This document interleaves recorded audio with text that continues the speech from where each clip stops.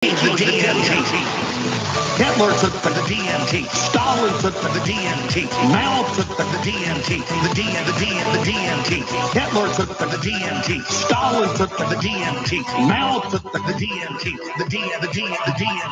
Hitler took the DMT. Stalin took the DMT. Mao took the DMT. The DMT. Hitler took the DMT. Stalin took the DMT. Mao took the DMT. The DMT. There's the owners of True Frequency Radio.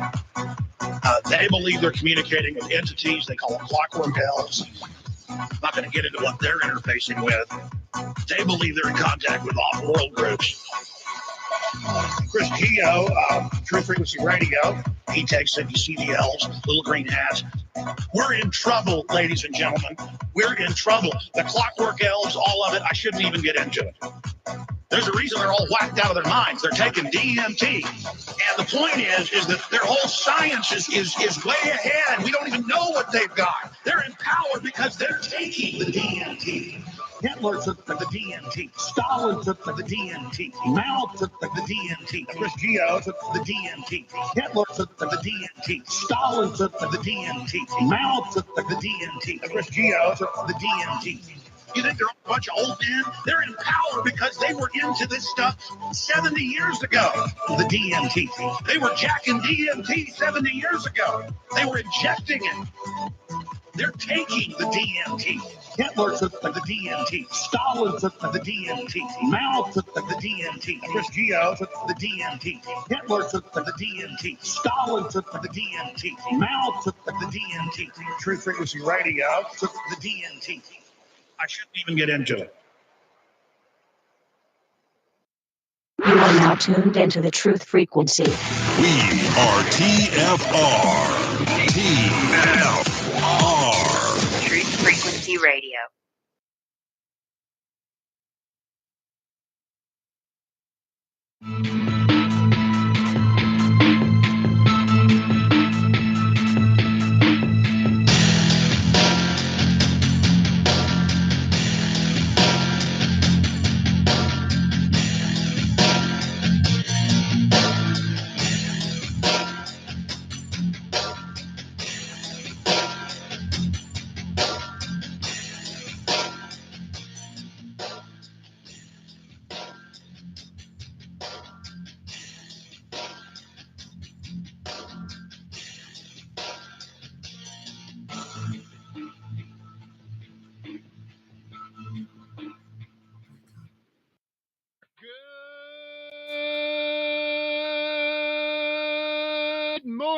TFR. Good morning.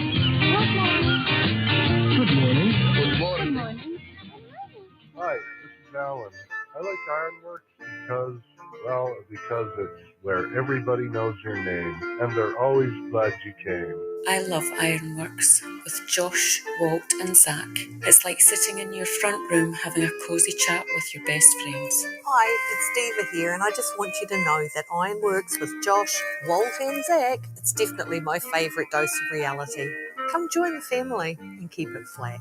Why sleep in when you could get your dose of iron in the morning? Listen to the Ironworx on TFR. This is Enlightened Dawn. Roses are red, violets are blue. Iron Realm Media is the best on the planet. To this show, I will forever be true. You guys are truly the best, and I love you guys. I'm so thankful to have you in my life. Do you like listening to space letters from Never a Straight Answer?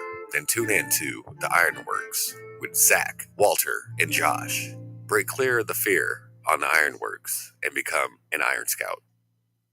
It's Friday, my dudes. Thank God it's Friday. And a TGIF. To you all, welcome to the Ironworx right here at Truth Frequency Radio, TFRlive.com. Man, I wanted to sleep through this morning. I love you guys, but damn, I just wanted to sleep in this morning. All I wanted to do. But we do have Mr. Zachary Zabala feeling just a touch under the weather. So he's going to be sitting this one out, leaving just Walter and I here to fend for ourselves. Good morning, Walter. Good morning, Josh. How are you, my friend? Oh, sleep deprived, apparently. Apparently so, and I know I feel it as well. I had a bit of unpleasantness, newsworthy. I don't know, not newsworthy, news-wise. Same tongue, not awake yet. Late yesterday evening, and so it put me in a foul mood and made me stay up late. Shoot things to people later than I should have probably, and couldn't sleep once I actually got in the bed. Yeah, when it became 3 a.m., it became maybe I'll call them and say let's do a repeat. But no, the love pulled me here. Here I am. I know when you're just too far, you can't do it. You can't do it. So I hope you feel better, Zach. I hope you're here this afternoon. I'm certainly excited for the planned, as of Wednesday during our pre-show anyway, event this afternoon. Hear tell that Miss Cammie Nodell may be sharing some of her magnetism ideas, some refreshing of it, if you will, and maybe prepping herself for some fun times coming up with the festival and all the Magnetically Curious. What? That is my band name. I call it Magnetically Curious. That's pretty good. You can see us next month at the Circle in the Square. What? If everybody doesn't have a Circle in the Square in their town, then I don't know what to do. But yeah, musically, I took my guitar in to get some repair work done about a week ago. She's old. Oh, no. It's an 83 Gibson Explorer that I've had since I was 17. And she was my baby forever until she just got played out, wore out. Just not working anymore, not playing like she used to do. And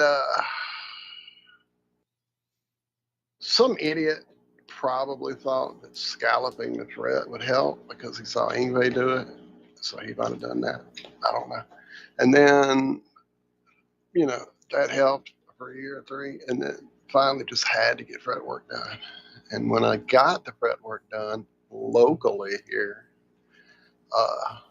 through many high recommendations, when I got it back, it was literally 2 days before I was about to move out of state. And so I had the guitar newly fixed, newly fretted, had a nut on it, put on it, things like that. And he said, just get back with me if there's anything we need to fine tune, whatever. And just because of, 200 or 300 miles difference, never made that happen. And then he moved further the other direction, somewhere towards, I think, Arizona. I can't remember. Anyway, so yeah, long story short, it stayed in unplayability for some years. Not unplayable, just not playable as she should have been. Chunky, great.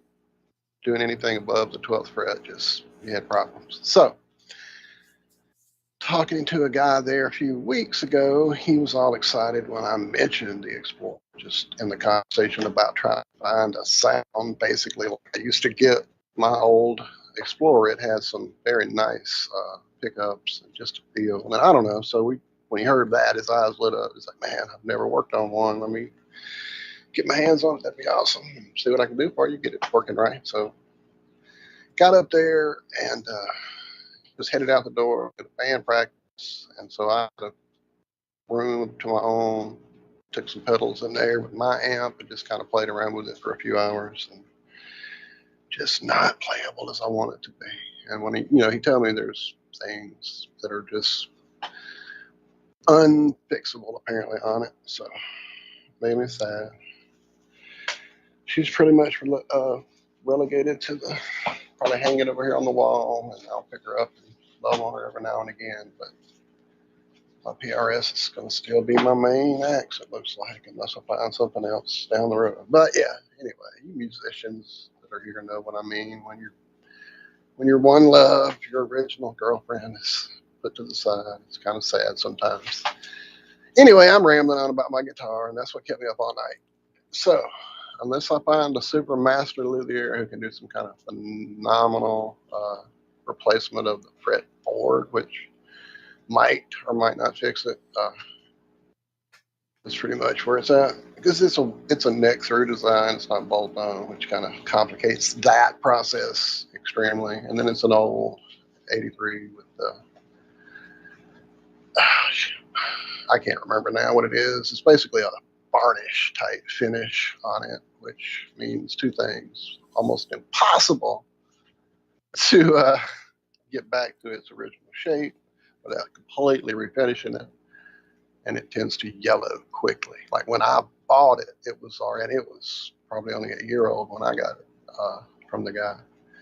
It was already yellowing from his club time, playing in clubs with all the cigarette smoke and stuff, and so just years of sweat and hanging out in smoky rooms. It's pretty much no longer white. It's basically a yellow guitar now. But yeah. Oh, I see Ian. Yeah, his first love is hanging on the wall. He knows what's up. Speaking of seeing people in chat, I saw a guy Thank you. that I need to say hello to. I sure have missed this gentleman considerably. What is up, Rob? How you doing, my brother? Glad to see you around. Come hang out with us sometime. Aussie Rob is who I'm talking about there in chat. For those of you who may be really new to the channel, Rob there was one of the original founding members of Iron Realm Media. He's still around. He still comes and hangs out with us occasionally. It's been way too fucking long, though, dude. Get your ass over here sometime. That's right. Rob was IRM before I was IRM. Oh, no shit. There you go. He was like OG. He was in the trenches over there on Twitter, slogging it out with the math and the numbers and the awesome videos of the boats disappearing in and out of the Atmo plane somehow. And yeah, there's a cool video he and I put together there on his channel. I think we have it on our channel. Go sub, check him out. A lots of great stuff. He had a great camera there early on, doing some crazy stuff with it. So go check out some of that stuff. Sorry, damn, swallowed that the wrong way. But anyway, it is Friday, my dudes. I see the rest of you guys. I tried to type to you really quickly and say hello. I see Rob laughing. Trying to say hello. It was a Gibson Explorer.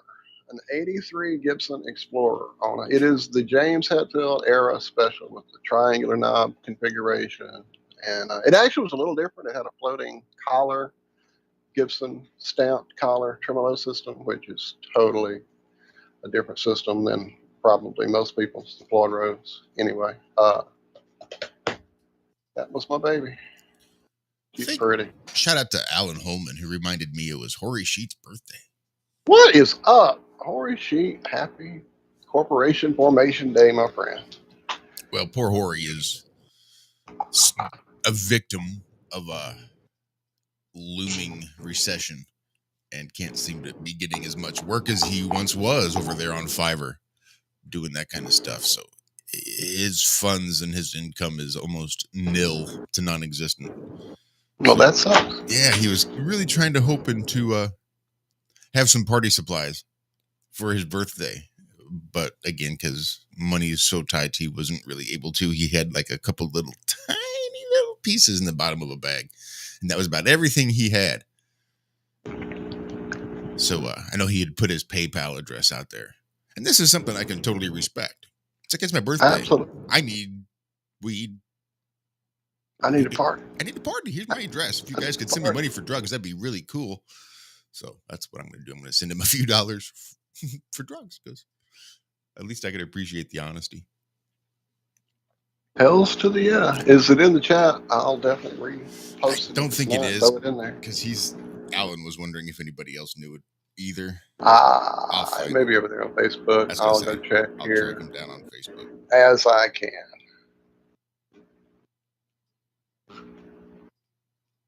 I'm also getting my feet back under me on my computer here. It had taken a hit a few months ago, maybe a month and a half or so ago. You guys probably heard me complaining about the power storm thing where it kind of browned out, went really low up a couple times, and then finally died out. And that really worried me because, just suddenly going off, not great, but survivable, but that weird power almost going away and blinking my whole screen down and blinking it back up before it actually killed it. And just craziness made me concerned.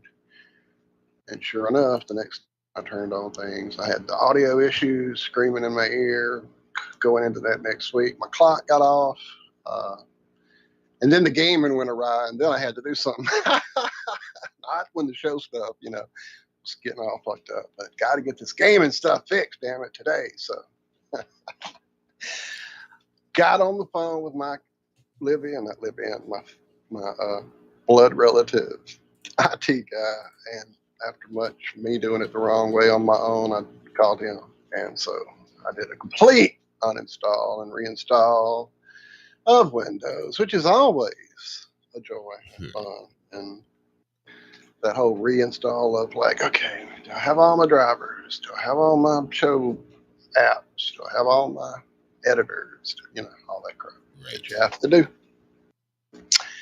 Up until this morning when I wasn't hearing you in my ears, but hey, quick fix. So paypal.me/Hori Sheet Show ought to get you right there to his PayPal. I was just trying to see if I couldn't find it. I know I've got a link for PayPal around somewhere. I save it, but damn if I can ever find it when I want to use it. Wait. It's not clickable. I don't know what's going on there. Let me see if I can make it work a bit differently. Yep, there we go. All right. I appreciate that. Alan, good to see you around, brother. As well. Been missing having you in the mix. I know it's a difficult time of the morning for some people. Hell. Show included, show hosts included. God, I can't even talk, so that'll show you where I'm at. My goodness, it's really fun to multitask. Multitasking. And a big shout out to D'Angelo there in chat as well. What's up, Dave? Welcome back. All right, there it is. I made an actual clickable link there in the chat. Thank you, Alan. That helped. And I made it finished up. This team effort, live producer extraordinaire, still got the skills. Oh, my goodness. I need more coffee. Okay. I've gambled and rambled. I'm going to drink coffee, Josh. You go. Go. Oh, hell. I don't know. You better drink your coffee, though, because whatever rambling I'm going to do is probably going to end up being pretty short. No, I don't know. All right, I drank it. Just don't worry about it. Shut up. I got it. Sweet. So, no, I'm kidding. Oh, man. So there's, let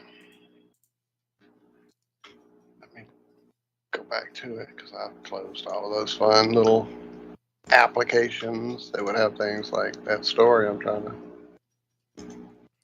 have in front of me. Wow, why has this changed since last night when I had this open, this app? Oh, goodness. Okay, never mind. They update things. Just to update things. So, we're all space aficionados here. And for those of us who are such aficionados, a record-breaking historical piece of the space record, God, I can't talk, is up for auction. It can be yours. You can have it in your own little space set. I mean, capsule. It's not a set. Mistalking. The camera that recorded the first spacewalk. The first. Not ours, not the American one where the guy, turns his helmet and waves at you somehow. That actually doesn't happen.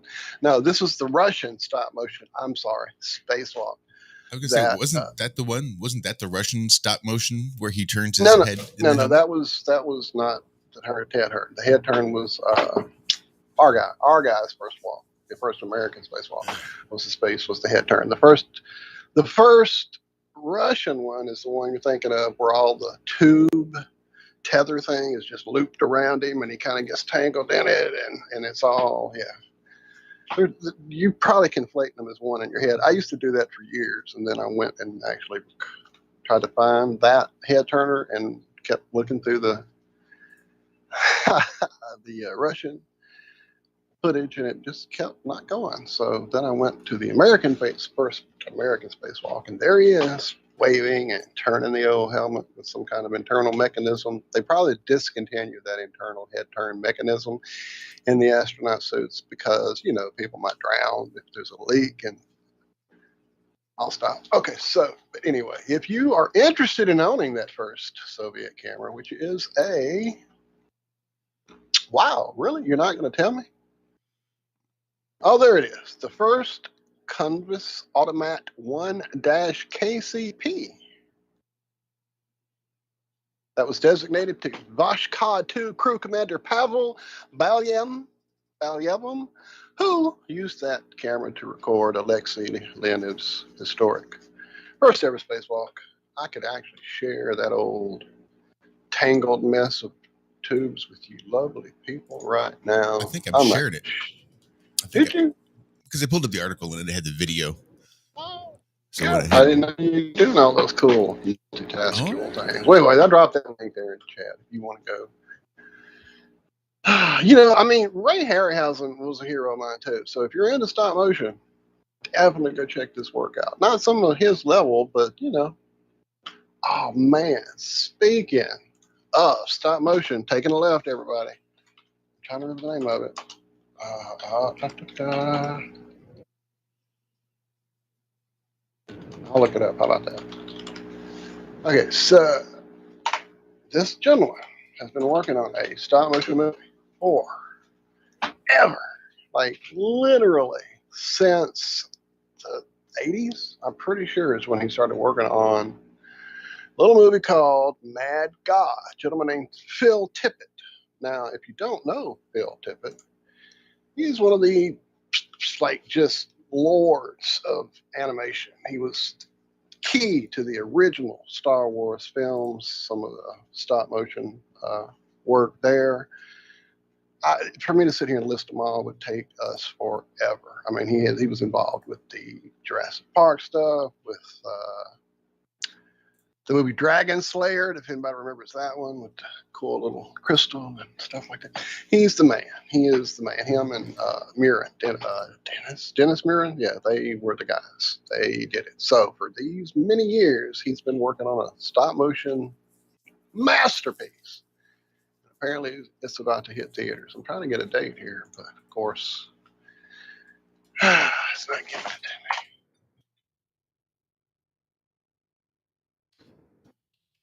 June 16th is when it is planned on being out there. He's been working on it for over 30 years. So I'm kind of excited to see it. I'll try to drop you guys a link to a trailer. How about that? Again, I'm on a radio show, so me showing you a trailer. Oh, you could do it, I guess, Josh. For sure. Boom. Oops. Nope. Boom. There it is. In the chat. Well, I'll say in that chat. I'll drop it in some other chats because we have other chats going sometimes. There's dropped in the rock fan. Drop now in the TFR. Next. Just doing it backwards here. What is going on?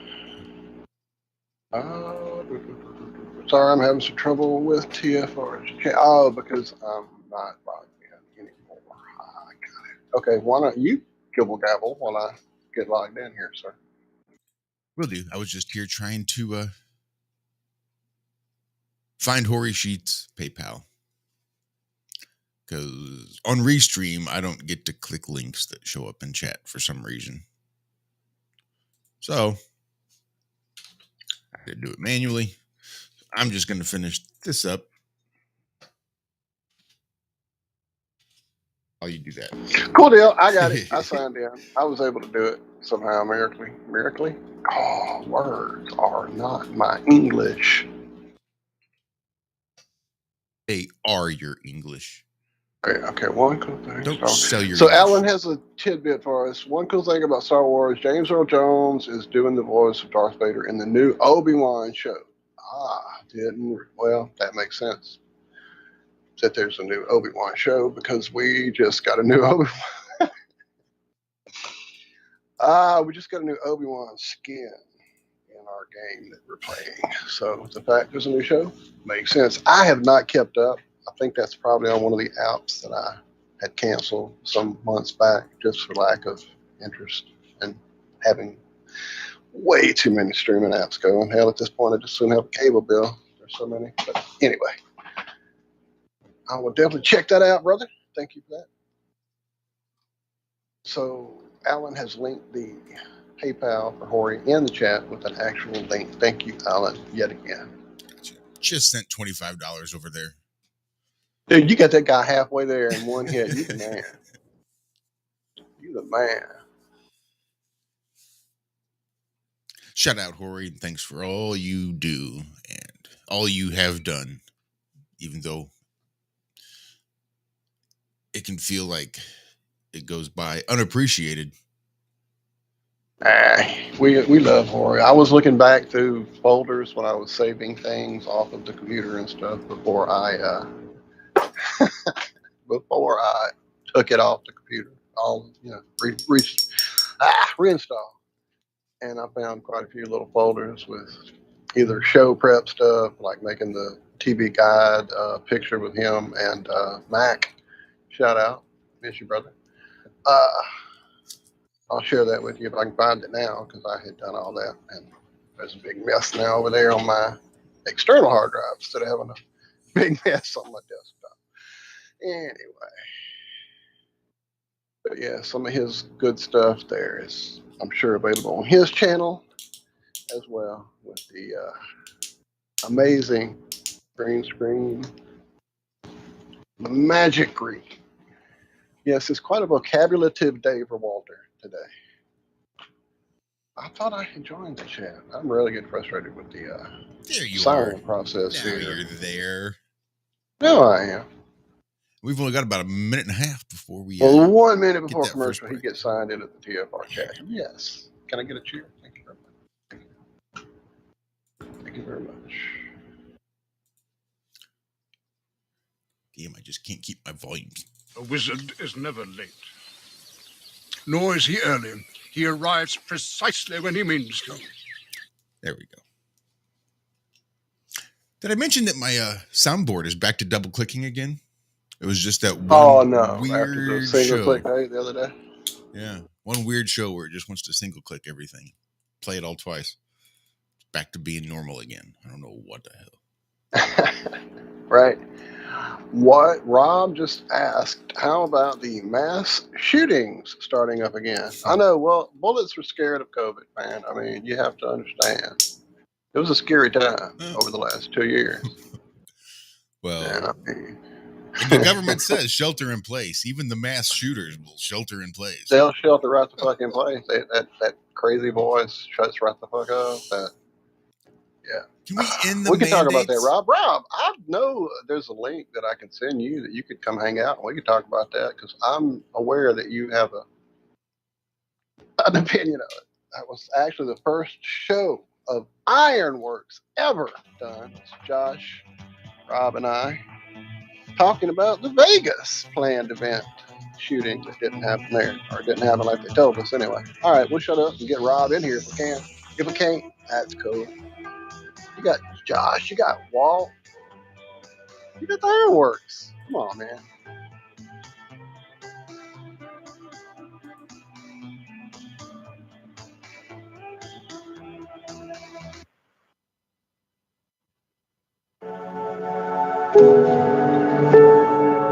If you want something you've never had before, you must do something you've never done before. It's taken me years of tragedy, of losing myself inside, only to realize what I must have always known, that you can be anything you dream. Dream. Dream until your dreams come true. Act on your passion, and when your shot comes, take it. Look fear in the face and embrace it. The time is now. The moment is now. Believe in yourself like I believe this to be true. The world needs more of you.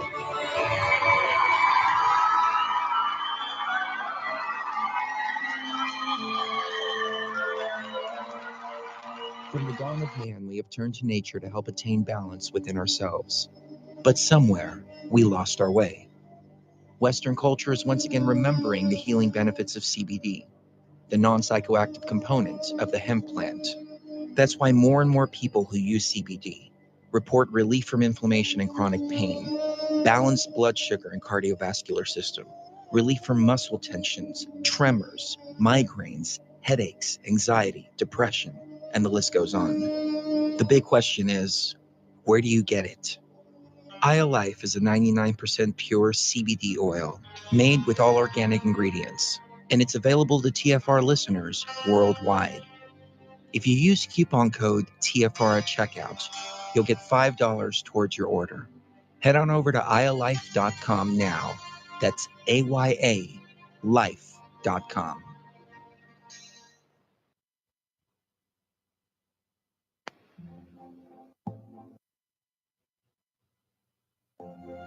For millennia, mankind has been searching for answers to the big questions, such as, where did the universe come from? Where did we come from? Why are we here? Are we alone? And just what the heck is the Sasquatch all about? I can't promise you answers, and neither can the Woo Crew, but they invite you to join them Friday night at 7 p.m. Eastern, midnight in the UK, for Freaky Friday, exclusively on Truth Frequency Radio. Spirituality, multiverse, quantum mechanics, the occult, and so much conspiracy analysis that it will make your mind melt. Take my word for it. Freaky Friday. It's more than a show. It's a way of life. I am Stephen Hawking, and I am proud to be a Wookiee.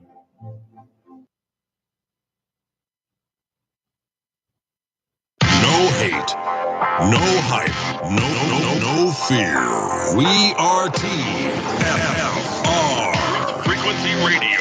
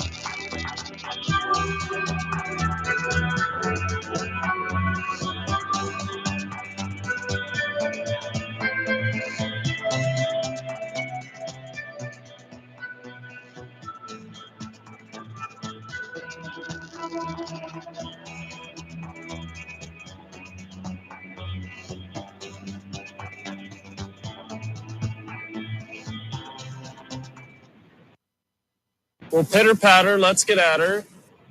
And a big shout out there to Ian, who has decided to have himself a bowl. So let's all join Ian in sparking one up this fine morning. And of all the sounds I still do have on my soundboard, it's that one. It's the one we use for Rob. Yes, it is. Definitely is. And man, there's there's a song on a CD that is currently in my player. It's a huge, big mix CD because it's a, I'm still old school and need a physical copy in my hand. So anyway, on it is a burned version of the old Ghostly Swim. Anyone? Ghostly Swim? If you know, you're cool than crap. Anyway, on there is a song. Oh man, what is it? I think it's Carlos, Walter, Wendy, Lisa. I think is the name of it. I'll go look it up in a second. Anyway, in there, there's a voice as part of the background that keeps going yip yip yip yip yip yip. Every time it does that, I'm shouting out Rob. I'll go find it if I can and play it.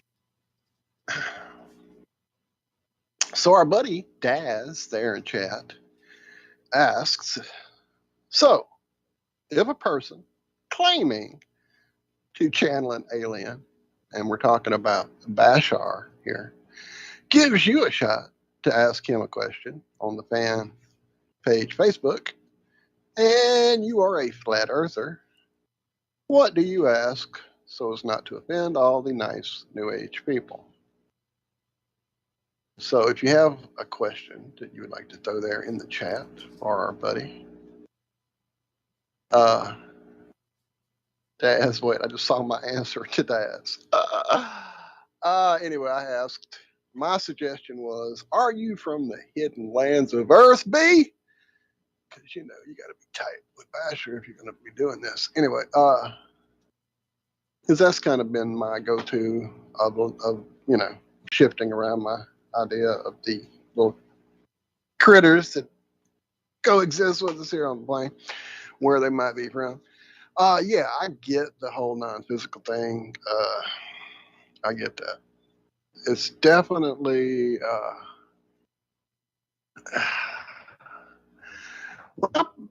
man, this is such a big hard thing for me. As when I was a huge UFO researcher, I'm going to conventions 2 or 3 times a year, meeting a lot of people.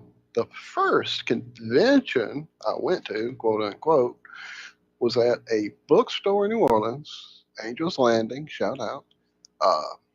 We were actually just there on me and Shell on one of our trips there, just hanging out, exploring, found the bookstore, checked it out, and they had a poster up saying that they would have a group of people there. Is really all it was called. It wasn't really a big convention per se. It was just a group calling themselves Project Awareness that were going to be there in a week or so, and they were going to have some speakers. And on that speakers list were 2 people that I absolutely had to talk to, Bud Hopkins and a lady who was coming into the public's eye for the first time. He had written a book about her called Abductions. And she had a, like, you know, an alternative. Sorry, I was trying to reach out and talk. Can't do that. Anyway, her nom de plume, if you will, in the book, she was coming out under her real name, Debbie Jordan. And I had a, you know, huge interest in Bud's research, his work. So I went there strictly. And I was still a huge nuts and bolt guy, you know. I'd seen things in the sky.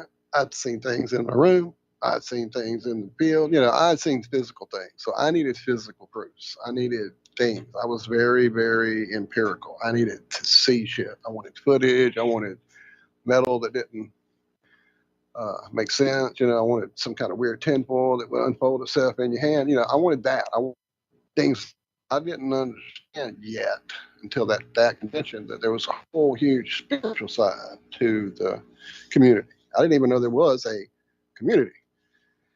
And so when we showed up at this thing to meet Bud, talk to Bud, walking through the hallway, there were just an interesting array of characters. And as we walked down the hall, this lady next to us started talking about, how did she say it? Like, basically, she was like asking me who my walk-in was. And I'm like, what are you talking about? She's like, well, yeah, mine is. And she said some weird name I don't remember now because I was just totally thrown off my game. And she was like, yeah, I know there's a bunch of us here because that's what this usually is all about. And I just had no clue, you know, what the hell she was going on about.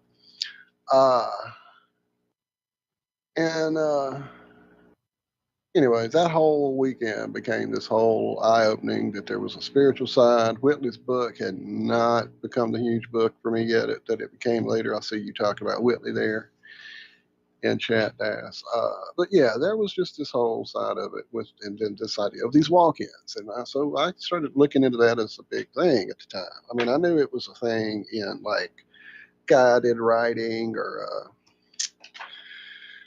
you know, that kind of thing on the mysticism, clairvoyant side of the tracks, but it never was something I had ever associated with all of this side of things until, like I said, that convention. And then, you know, fast forward like some years later in this book, magazine, whatever you want to call it, I find on the newsstand because I'm always going to the bizarre section when I'm at the bookstore. And there was this magazine called Sedona some years ago. This was probably 90, 89, 90, maybe, something like that. And in that book, there were all these people, including Basher, talking about these things. And then they would talk about the people channeling them. And it was just really mind-boggling stuff. And I don't know. Like I said, there was this whole idea in clairvoyant circles of just clearing your mind and having a pen and paper in your hand and at hand, whatever, and just kind of letting things flow. And some crazy stuff could happen. It's kind of along the same lines of, turning on a tape recorder in a room and letting it play while nobody's there and seeing what happens. Actually, Debbie wound up being that. She became a voice. There's a word for it. Electro voice phenomena, EVP. Is that it? I think that might be right. If not, there's a show right here on the Iron Realm Media channel. It's an old show of me, Josh, I think. Were you there? You were there when I was talking to Debbie, huh? I'm pretty sure, yeah. Yeah, I couldn't remember if it was just she and I talking, because she and I talked a few times during that period. But anyway, yeah, it was a great little interview. And she came on here, and we kind of reconnected and found out that's what she was doing, electro voice phenomena. Anyway, yeah, I'm kind of rambling on. But the alien idea of energetic beings who could walk in and take over other bodies, the idea that some of us coexist with some of these people inside us. I'm saying that in a very general way. Some people have the idea that they've gone to the place where the alien is from. They go into their body on their planet. I'm using, I hope you hear the air quotes, and it's like a foreign exchange program for I guess for space school. I don't know, but yeah, that was a lot of the ideas as well, that you would go there and they would come here. And yeah, lots of craziness. And man, it's hard to read and talk at the same time. Sorry to see you're feeling bad there, Dawn. Hope you feel better. Wow, Allie, I got it too. Huge. When I said that to her, I had it too. When I said that to Dawn, Allie, I have a huge deja vu myself. There's been a lot of that lately, actually. Things hit me like really crazily deja vu. Like a color will hit me, and I'm like, wow, that was something I saw when I was 10, or whatever. I don't know, just crazy, weird deja vu things.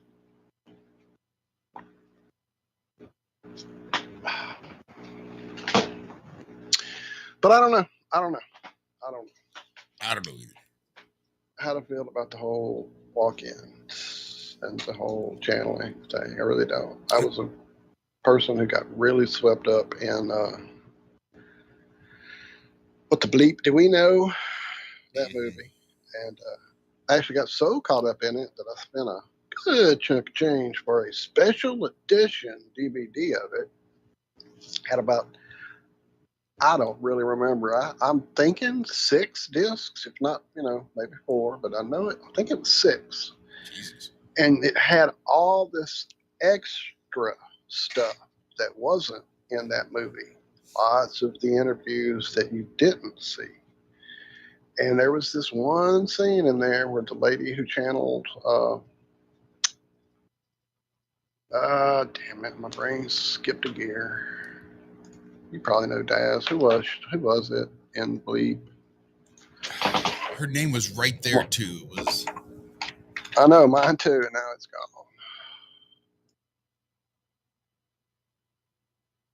I'm looking it up. I'm sorry. I'm really. I can't believe I don't remember her name. I'm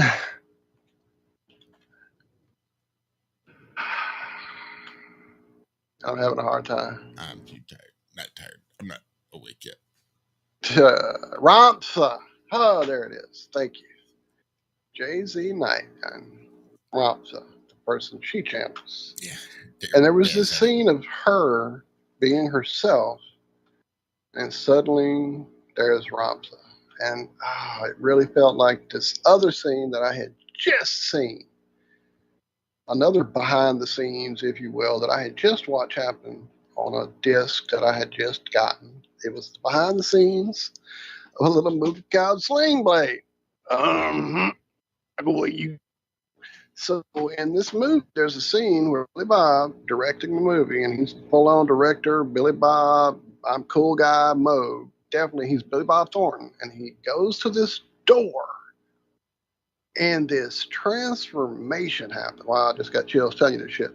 This transformation happens where he turns into Carl, and it is the most amazing, bizarre, I'm a motherfucking actor scene that you'll ever see happen. Like, this is a skilled motherfucker.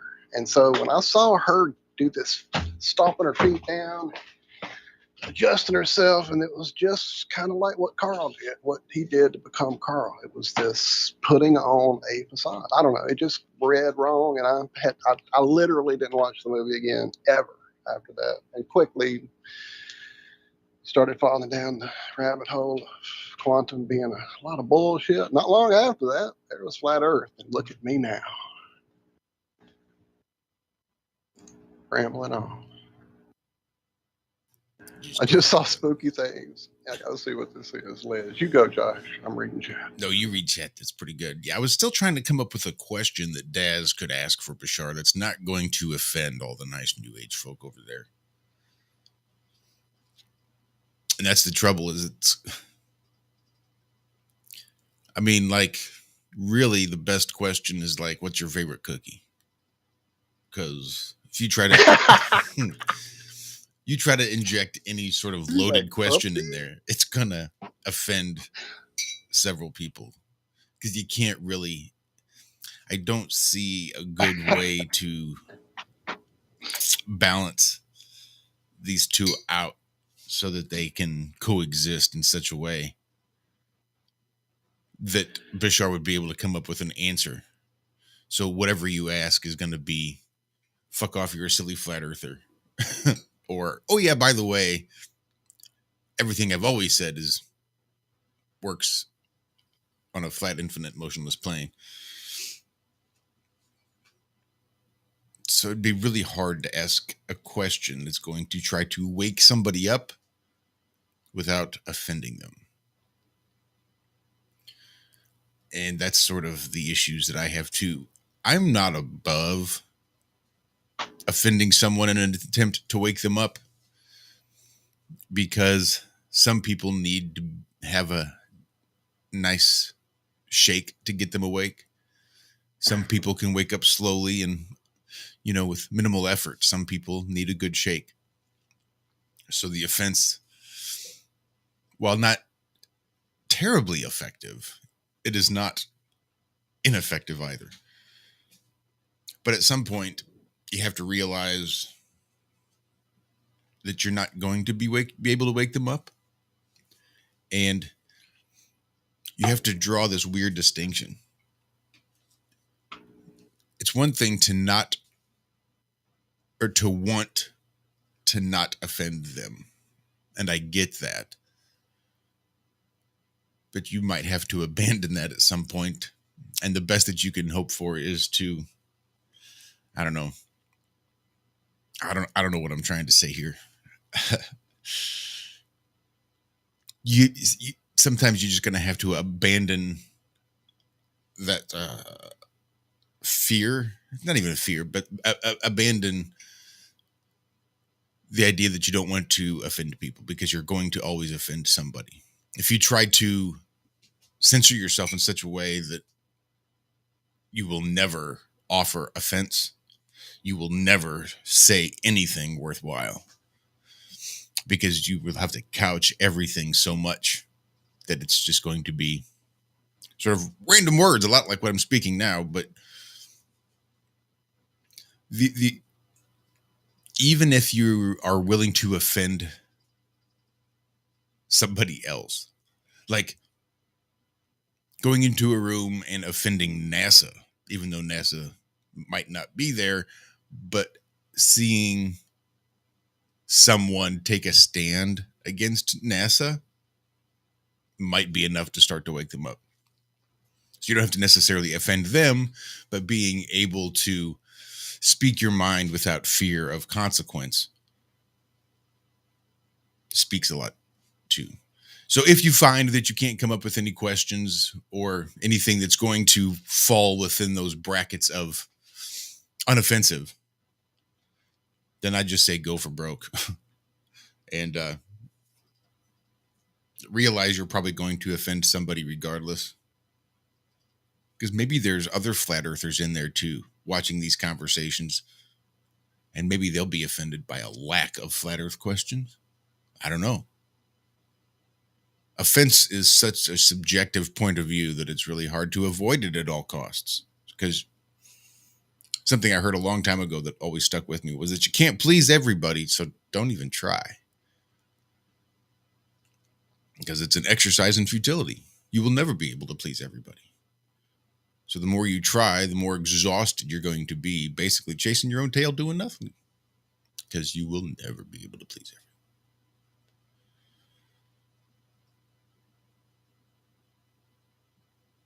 So just decide the kind of person you're going to be and make those decisions. And I don't know how this conversation got so sideways. But I do have a little voice whispering in my head telling me to ask for some positive vibes out there for my wife. She's been dealing with depression, as she does, cyclically. It's just sort of the nature of it. And it's just hitting her hard now. I've started her on some Lugals, which she's only 2 or 3 days deep into that, 1 or 2 drops a day. So I don't know. I'm just trying to, at the very least, wait it out with her. Because it is. Feelings are not facts. Feelings will change. Feelings are fleeting. So it's just a matter of waiting out the depression. And she'll feel better eventually. But she's just having a real hard time, especially because she's feeling kind of alone. All of her friends are not responding or off doing other things, and she's stuck here with me. Well, I'm not And always we're pulling very, you away from her, and that's bad on us. So, well, not bad on you. It's just shitty timing, and she understands that there's no legitimate reason, no reason that would make a whole lot of sense as to why a grown ass man couldn't go play some video games with his friends online. Not that big a deal.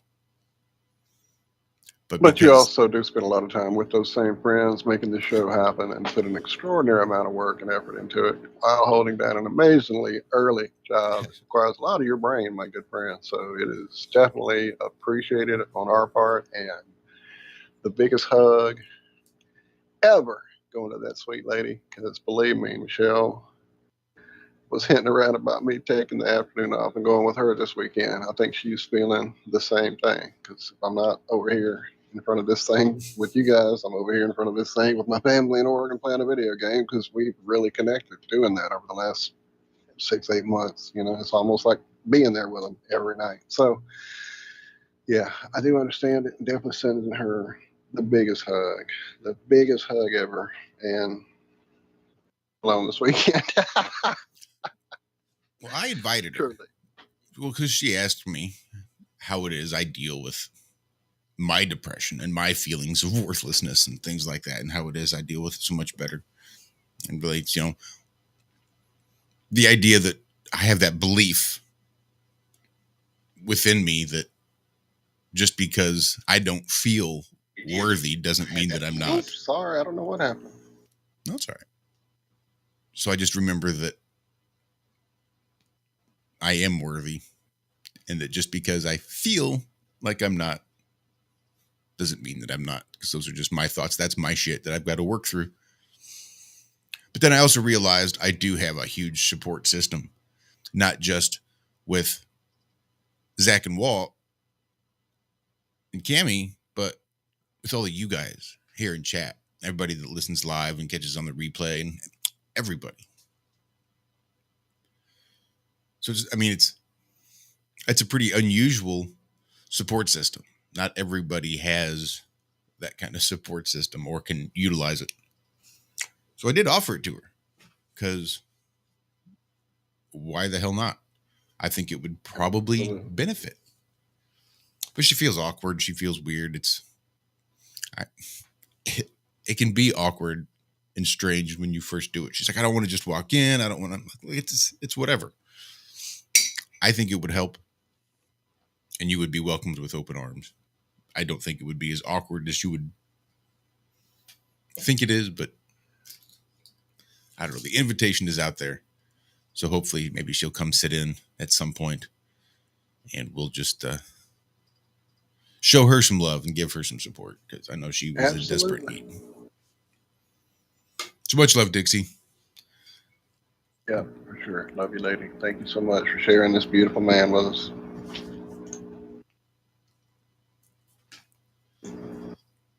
A shout out, I just noticed our friend Nick Phuket word. My mouth is not working, not agreeing with me. What's up, Nick? Good to see you, brother.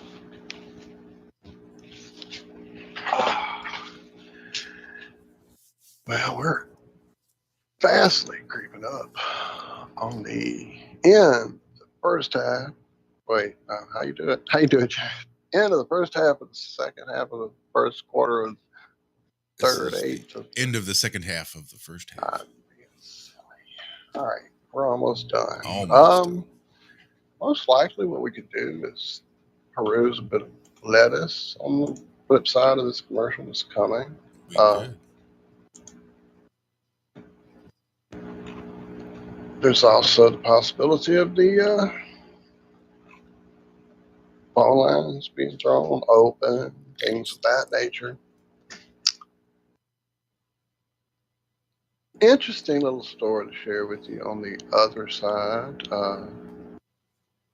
Just know that if you feel something crawling across your skin and you can't quite make out what that might be, it might not be a little flea, or it might not be a little gnat or a no-see-um. It might be a no-see-um.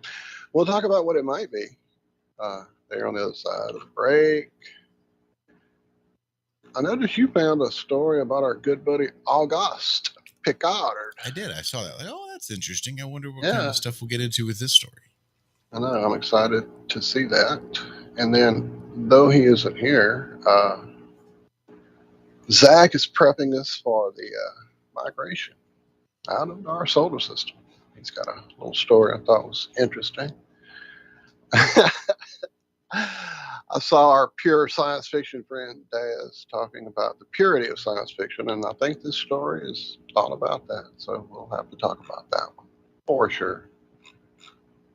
And man, what was that other one I saw with the dots? And I know it's that illusion. There it is. So I haven't looked at this yet or read the story, I guess, yet about this new creepy optical illusion. I get these stories so often now. Have you guys noticed a lot of optical illusion stuff in your feed of like the last 3 or 4 months? Is it just me? I mean, literally almost every day I see something like it's if you can see these numbers, you're that 1%er, or it's whatever. What's the first thing you see when you see this image? That's the kind of mate you're looking for. All these kind of stupid things, and it's like, why? Is it because they're trying to show us that this is all an illusion?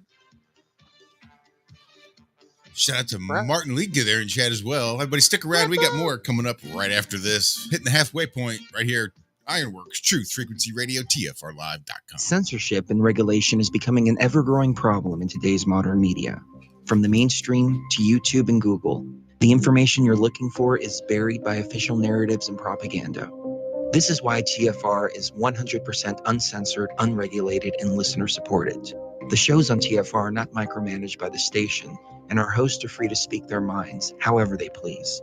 As such, the views and opinions expressed on our station are of those who make them. If you happen to hear anything offensive on TFR, please send us an email to toughtitty@tfrlive.com, and we'll be happy to tell you that we really don't give a damn. We stand for freedom of speech and non-censorship. If you also stand for free speech, you can go to tfrlive.com/signup and sign up for a TFR supporter pass and help us in our mission to keep the airwaves uncensored and unregulated. TFR Live, your uncensored and unregulated protection from deception.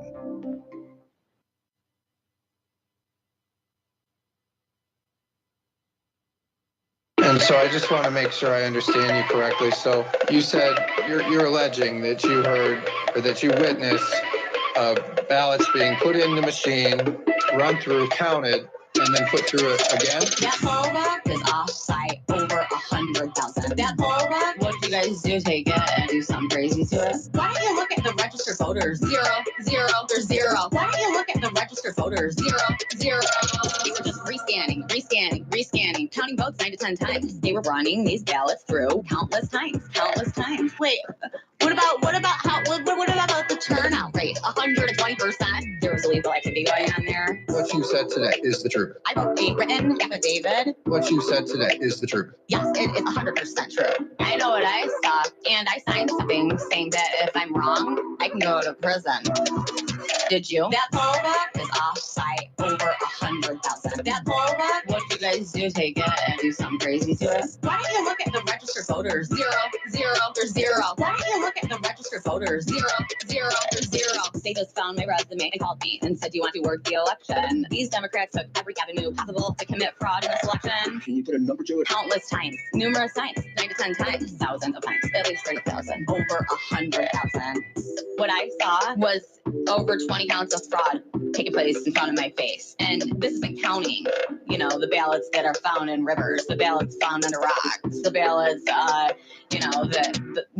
poll box is off-site over 100,000. That poll box, what you guys do, take it and do something crazy to it? Why don't you look at the registered voters? Zero, there's zero. Why don't you look at the registered voters? Zero, there's zero. What the fuck, bro?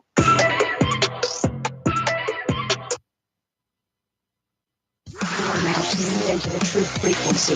Your protection from deception. This is Truth Frequency Radio.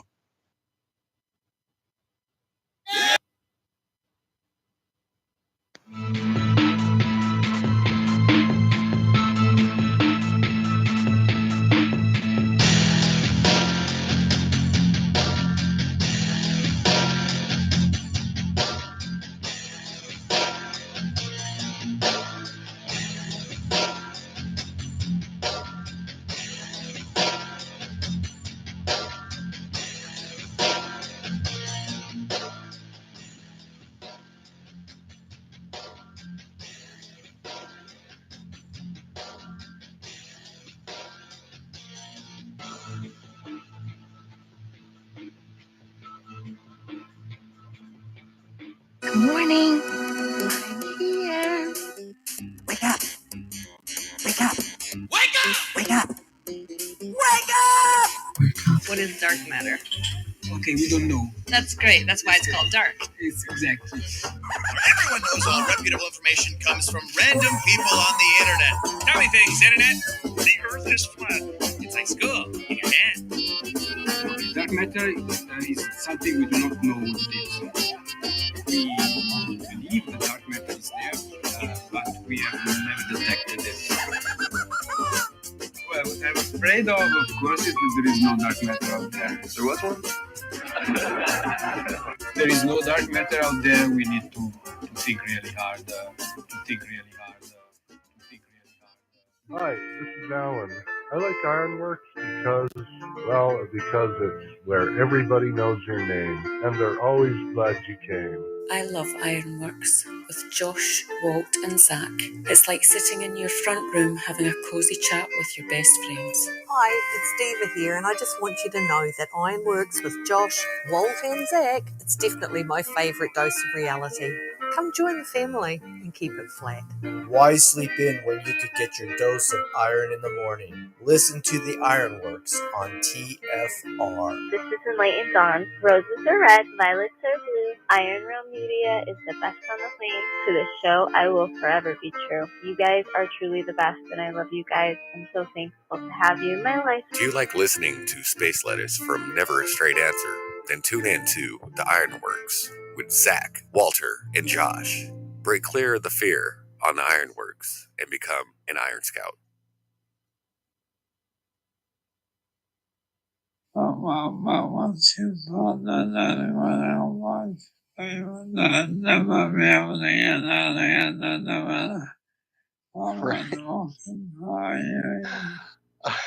Stephen for the save. Thank you, brother. Appreciate you covering it.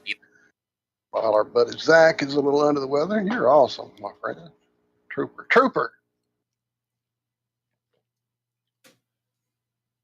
So I'm playing around in chat. Some new folks have arrived. Good to see y'all. And some classic music bandy and about.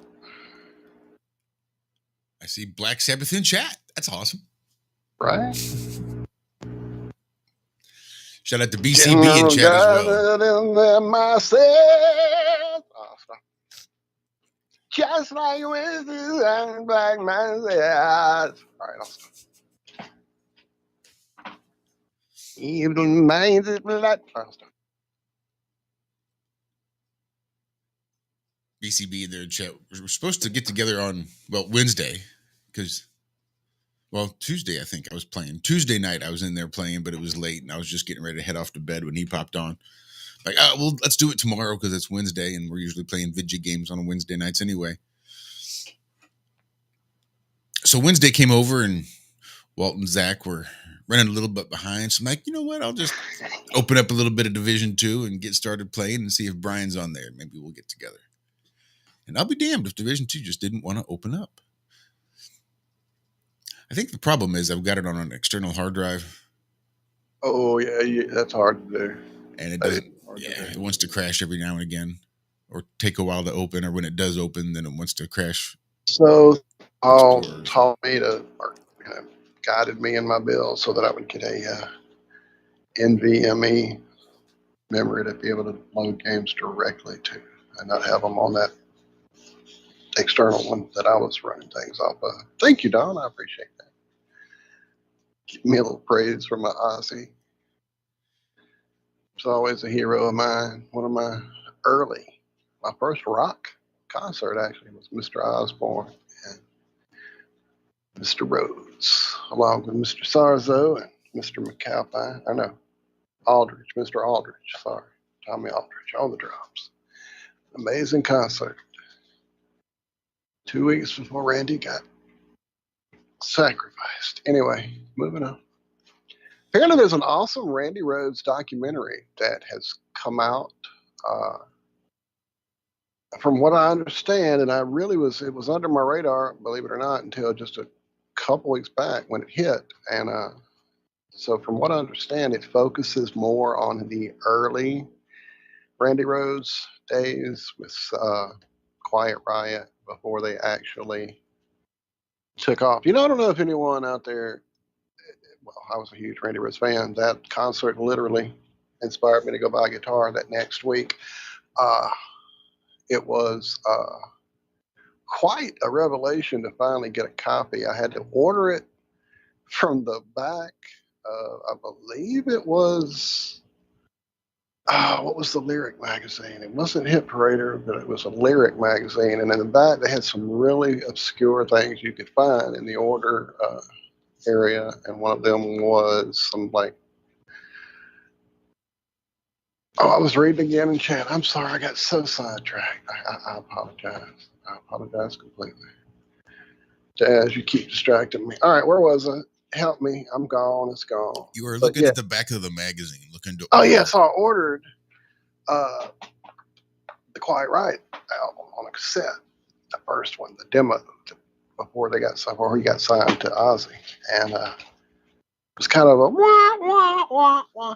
I was expecting more, amazing, and it was just not. And so looking back on it now, I think it was probably this whole thing that they were trying to get signed. They were trying to, fit in. They were trying to not be themselves. And when he got with Ozzy, Ozzy turned him loose. Ozzy let him be who he was. It's just sad that we were deprived of the legacy that could have been. Yes, my friend, Black Sabbath. That's awesome that you got to see. That was my second show, Diary of a Madman, 81. That was my second show. It was the first show I attended on my own. And then the like months before, I'd gone with the family to see Willie Nelson. That was my first concert on that tour, right during that same era.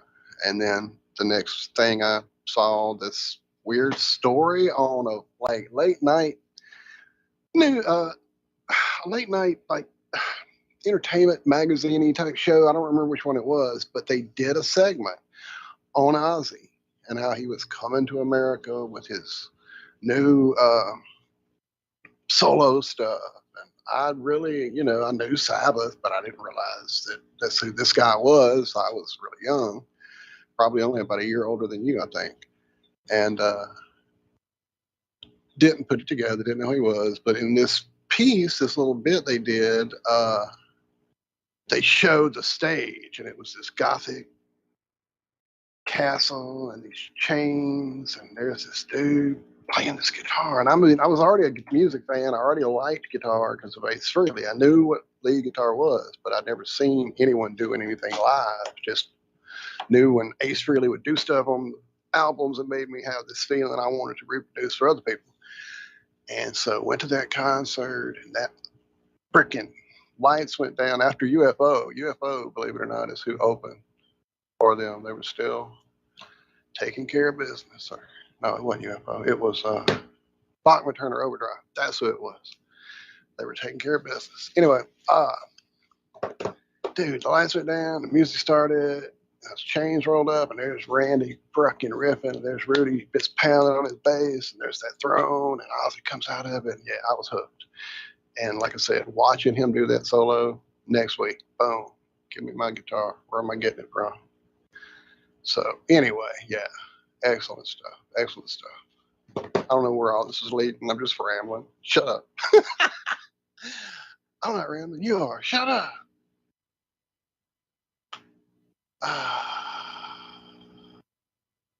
That's awesome. True. That is awesome. True. But actually, it wasn't Sarzo on the album. It was a gentleman. That wasn't Aldridge on the album either. It was another gentleman. There was a lot of like legalities going on with those gentlemen. I don't want to get into that. We probably don't have time for me to ramble out there. Hour on this album. We'll stop. It was an album that made me learn how to decode codes of esoteric nature. Did you decode the code on that album, Black Sabbath? Let me know. Let me know. All right, I'm gonna shut up, Josh. You talk some. God damn. Jesus, do I even need to? So tomorrow is my son's 21st birthday. It's real freaking surreal because I was 21 years old when I met his mother. So for him to be 21 and me still being able to remember what I was doing when I was 21, I'm so glad that he's not me. That in all the ways we are similar, I'm glad that is not one of them, is his affinity for alcohol. So he's going to be coming over here tomorrow, and he and all of his friends are going to be hanging out. Well, if they both show up, then he and all of his friends will be hanging out. I have no idea who's planning on being here. It's just interesting being able to look back and remember when he was just a gleam in my eye. Now here he is, 21 years old himself. Freaking weird, man. Freaking weird. That's awesome, brother. That is crazy. Very crazy. We'll send him some love from me, for sure. Definitely will. Definitely will.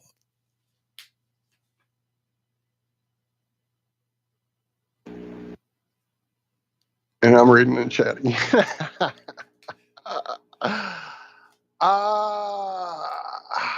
Hirsch Coliseum in Shreveport, Louisiana for me. There, Black Sabbath.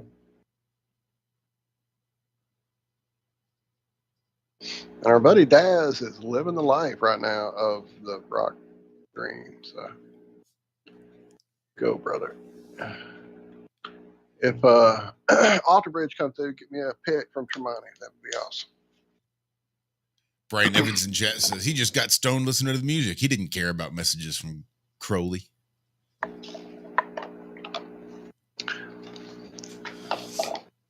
And Right? Brian, go ahead. I'm disagreeing. Me too.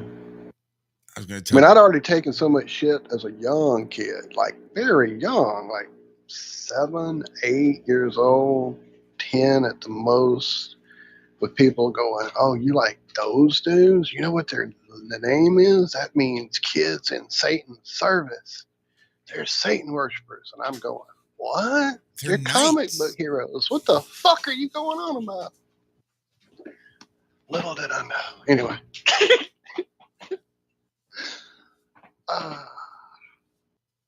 So I had kind of hardened myself already to the idiocy that could be out there in response to people not understanding something. I can still remember there was a guy, thinking back on this, really creepy.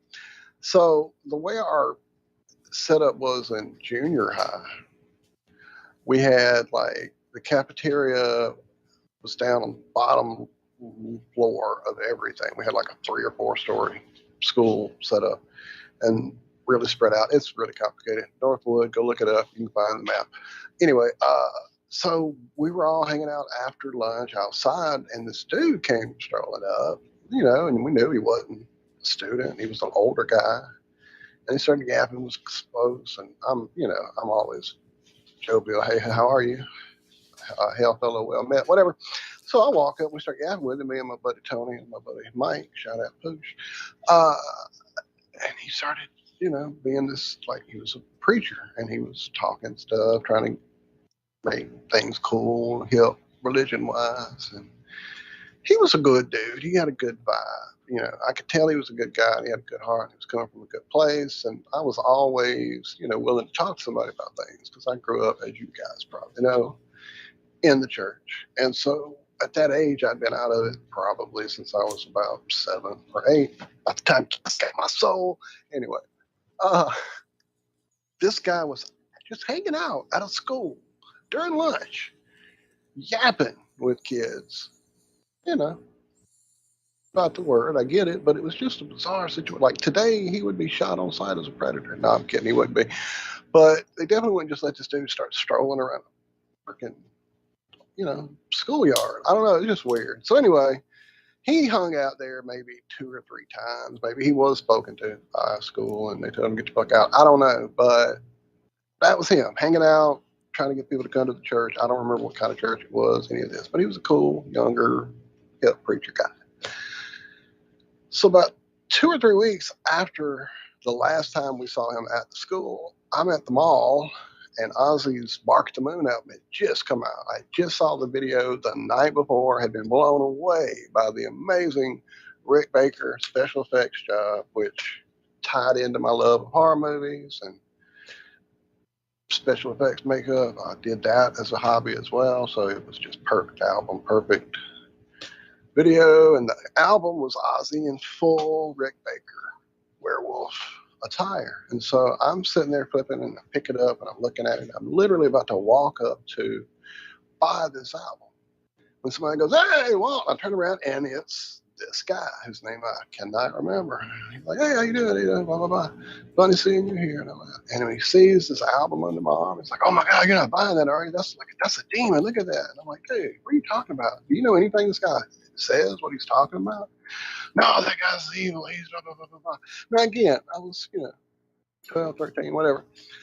"Yeah, you don't know anything about it. He's evil." Blah, blah, blah. I'm like, "Dude, this is a freaking amazing job of makeup. This is art this guy has done on this album cover, number one. Number two, have you ever heard the words this man says? No. So you don't know what he's talking about or what his message may or may not be. So you're talking about stuff you don't know anything about.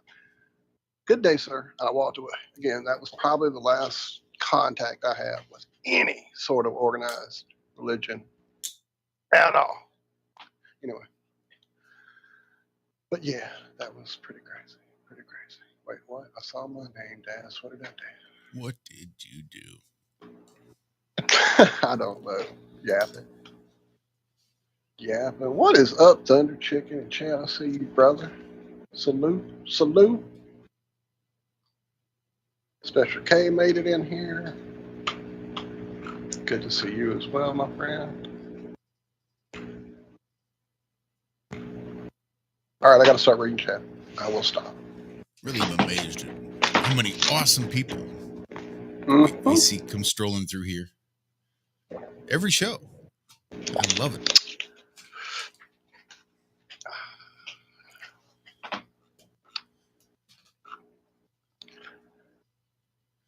Journey to the Center of Eternity with IRM.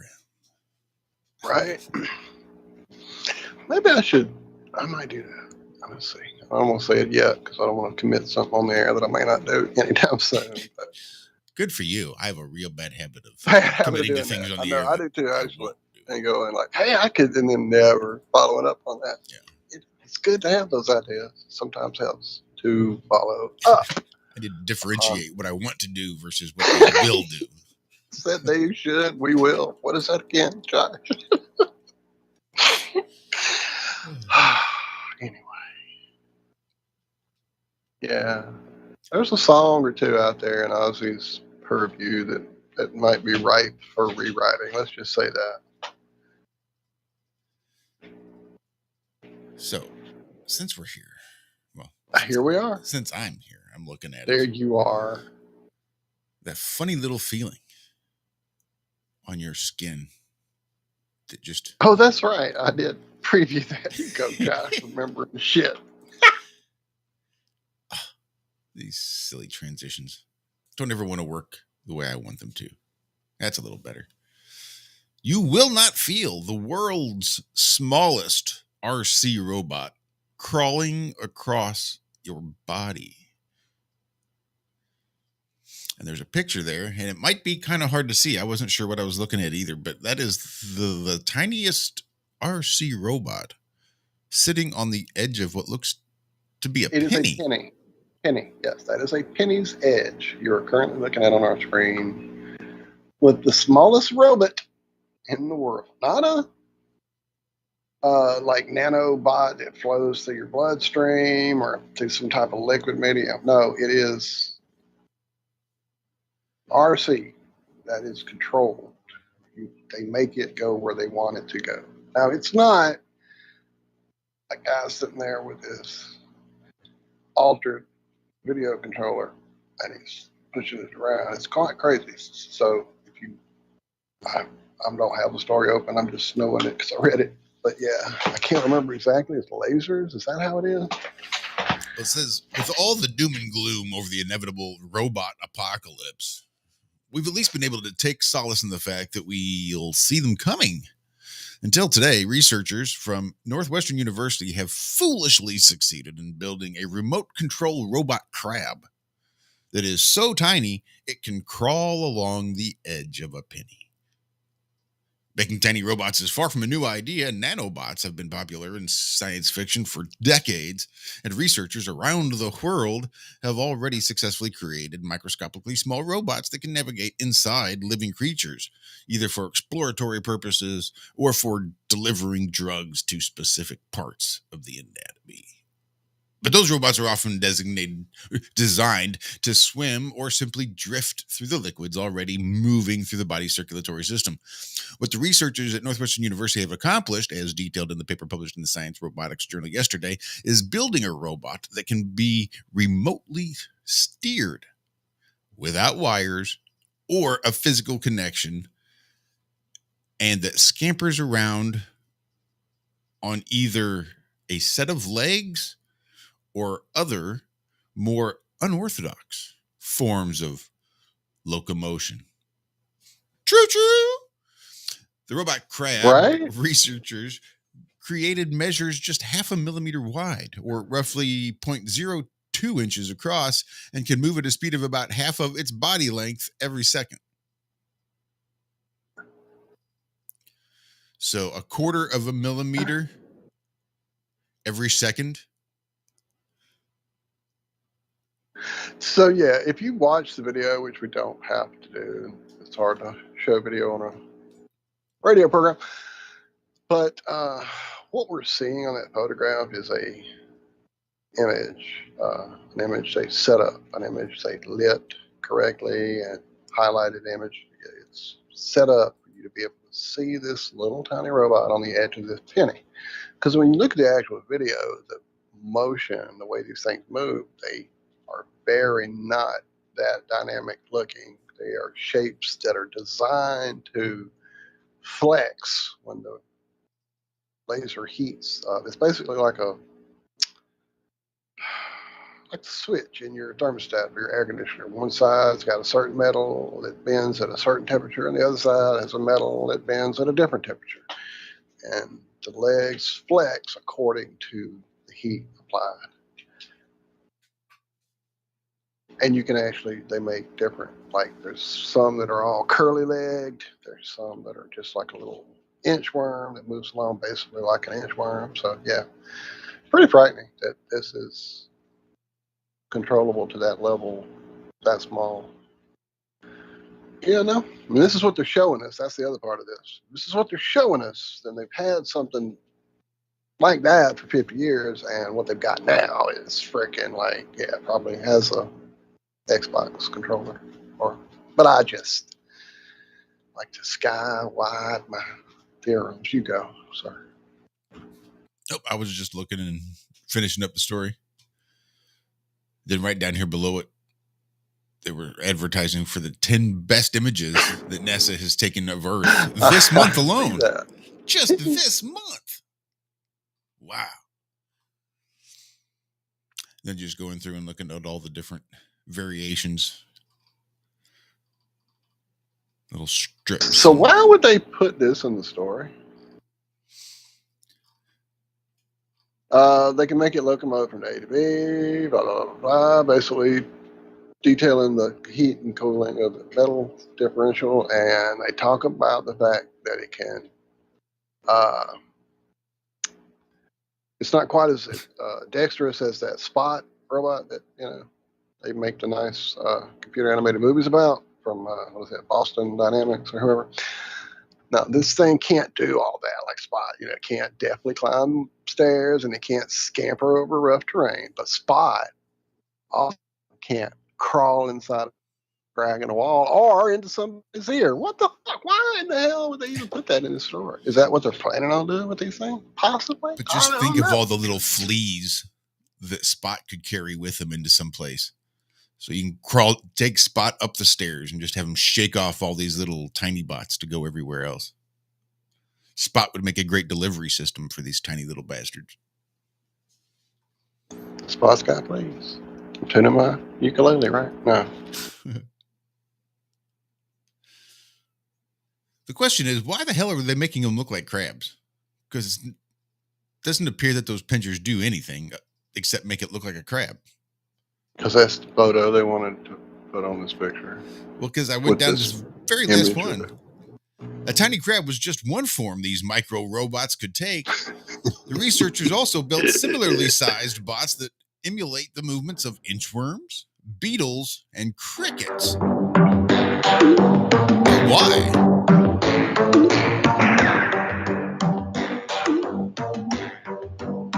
More funding, that's the answer. More motherfucking funding. Anyway, stick around. Fourth and final segment of the Ironworx. Coming up right after these briefest of messages. We should have some more space lettuce. Who knows what the hell else. Stick around. We'll see you right after this. A young person starting their career should find something that they're passionate about to do. It's very hard. If you don't love your work, you're never going to be great at it. You guys will find that you have passions, and having a passion is a gift. I think we all have passions, and you don't get to choose them. They pick you, but you have to be alert to them. You have to be looking for them. And when you find your passion, it's a fantastic gift for you because it gives you direction, gives you purpose. All your work won't feel like work to you. Many kids, many grown-ups do figure out over time what their passions are. I don't think it's that hard. I think what happens though sometimes is that we let our intellectual selves overrule those passions. You can choose a life of ease and comfort or you can choose the life of service and adventure. Which one of those, when you're 90 years old, are you going to be more proud of? If you can get your work life to be where you enjoy half of it, that is amazing. Hey everyone, it's Chris Gio, founder of Truth Frequency Radio and host of Beyond the Veil. The mainstream media and establishment are running scared right now, and they've prominently featured TruthFrequencyRadio.com as number 89 on the federal government's hit list, also known as the fake news list, which is essentially a list of sites slated for censorship on Facebook, YouTube, Google, and other social media. Now is the time for you to get involved. Share your favorite TFR shows far and wide on forums and social media. Tell your friends and family about your favorite shows. If you're a business owner, get in touch with us to feature your product or service right here on TFR. And if you haven't done so already, become a TFR supporter now and get unlimited commercial-free downloads in high quality. Visit truthfrequencyradio.com/sign-up. Thank you for making TFR the leader in independent and uncensored talk radio. Truth Frequency Radio, your protection from deception. For 5,000 years, the world was ruled with wooden ships by one man. 242 years ago, a small group of free men crafted a new nation built on liberty and freedom. Global elites have been fighting to destroy this new nation called America ever since. Based on actual events, Charm of Favor tells a true story of how they corrupted the election system. They infiltrated federal agencies and murdered witnesses, judges, and even presidents to keep from being caught. Now, the largest and wealthiest crime syndicate the world has ever known has been drawn out of the shadows. They have killed hundreds of Americans and recently attempted to assassinate half our congressmen. Still, they escape arrest through an almost supernatural charm of favor. Read Charm of Favor and be prepared to open your eyes to what may lie just around the corner. Charm of Favor is available on Amazon and Barnes & Noble.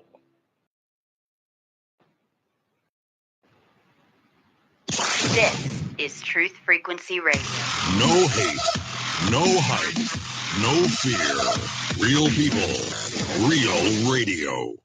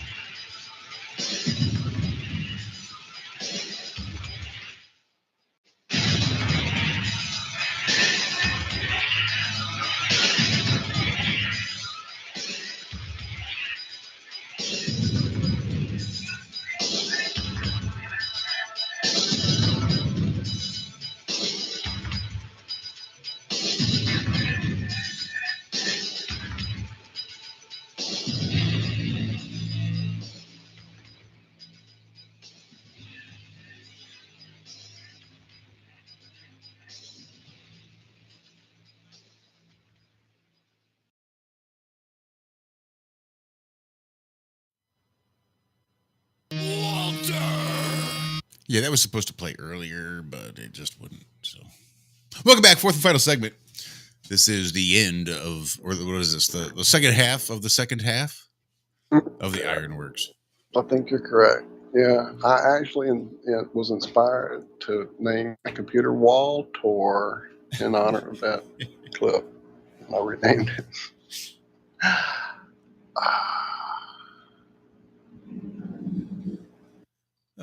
So apparently, a girl from Aussie just broke a world record for sailing around Antarctica.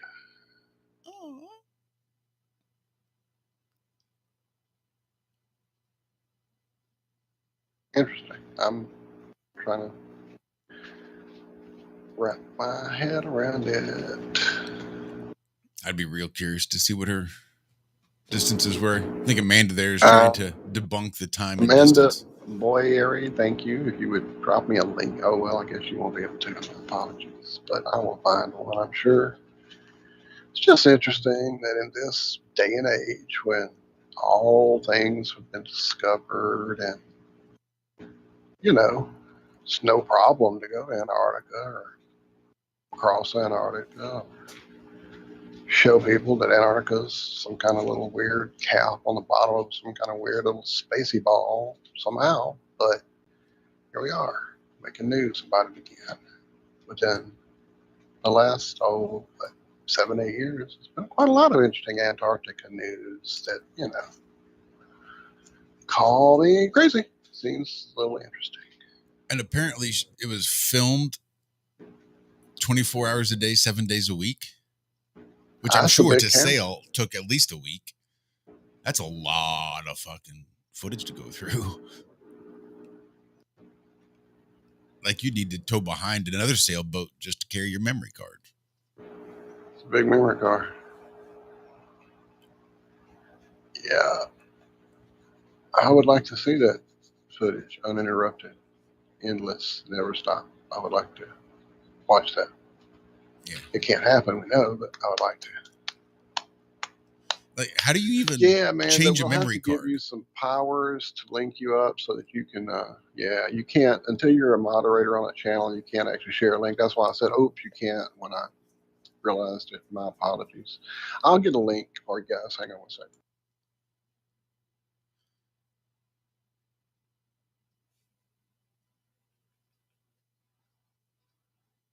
Darren in chat says, I bet Lucas and Zach could debunk the 24/7. Well, I think just the memory card situation alone. You either have one great big one that would allow you to record the entire trip 24/7, or you at least have to stop the camera and just change memory cards. Or you keep at least 2 cameras, I guess. You could manage it with just 2. Lisa Blair. Is this who we're looking at? Am I looking at the right story? Okay. Solo sailor Lisa Blair sailed into Albany, Western Australia on Wednesday morning, completing her unassisted circumnavigation of Antarctica in 92 days, 10 days faster than the previous record holder for Anya. So wait. She's got 3 months worth of 24/7 footage? Damn. That's a lot of footage. So where I'm not seeing that detail in this story. I would like to see that myself here in the story. I'm still digging around though and doing that live research I like to do. She covered over 16,516, I guess that was supposed to be kilometers. They must have mistyped. Sailed between latitude 45 and 60 degrees south. So she never went below 45? Is that the way I understand it?